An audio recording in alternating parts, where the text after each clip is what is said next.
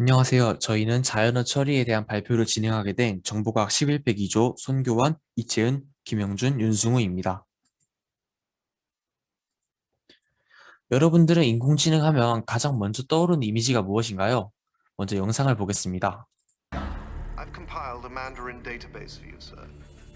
Drawn from SHIELD, FBI, and CIA intercepts. Initiating virtual crime scene reconstruction. Okay. 네, 저희가 생각하는 인공지능은 자비스, 시리, 빅스비와 같은 것들입니다. 이들의 공통점은 자연어 처리를 이용한다는 것에 있습니다. 본격적 발표에 들어가기 앞서 목차를 소개해드리도록 하겠습니다. 먼저 자연어 처리와 관련된 최근 이슈를 다루고 그 뒤 자연어 처리란, 자연어 처리 기술, 자연어 분석 종류, 자연어 분석 단계, 자연어 처리 원리와 같은 이론을 다루도록 하겠습니다. 마지막으로 최근 연구에 대해서 다루도록 하겠습니다. 다음과 같은 기사들을 보면 많은 기업과 전문가들이 자연어 처리라는 것을 주목하고 있다고 알 수 있습니다. 또한 일론 머스크가 만든 오픈AI라는 기업에서 혁신적인 자연어 처리 모델인 GPT-3를 공개하였습니다. 그렇다면 과연 자연어 처리란 무엇일까요?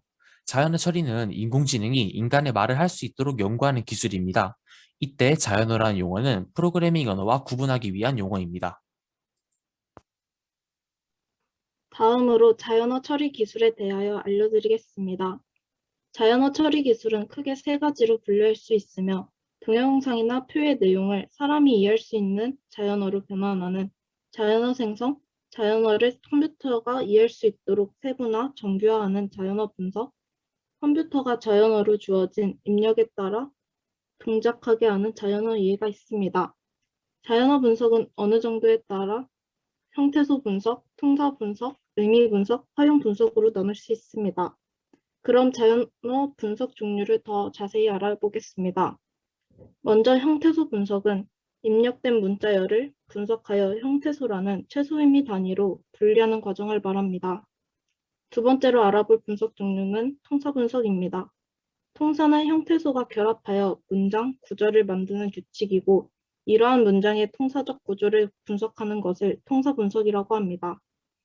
다음은 의미 분석입니다. 의미 분석은 통사 분석 결과에 해석을 가해 문장이 가진 의미를 분석하고 문장이 의미론적으로 맞는지 파악하는 것을 말합니다. 마지막으로 활용 분석입니다. 활용 분석은 문장 단위를 넘어서 문장이 실제 일상에서 쓰이는 연관관계를 분석하는 것을 말합니다. 다음으로 자연어 분석 단계에 대해 알아보겠습니다. 순서는 문장 분리, 토큰화, 형태학적 분석, 포스트 태깅입니다.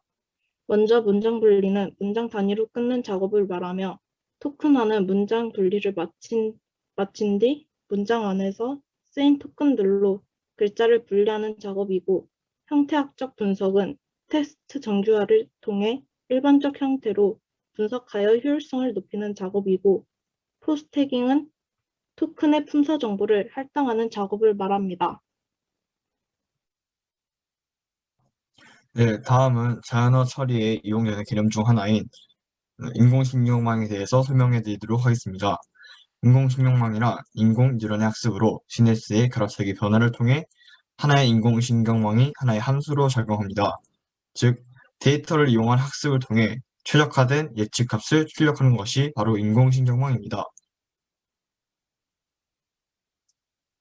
하지만 이 인공신경망의 문제점은 있습니다. 바로 기존의 인공신경망이 각 데이터를 개별적으로 처리하기 때문에 자연어 처리에서 가장 중요한 앞뒤 맥락을 이해하지 못한다는 점이 있습니다.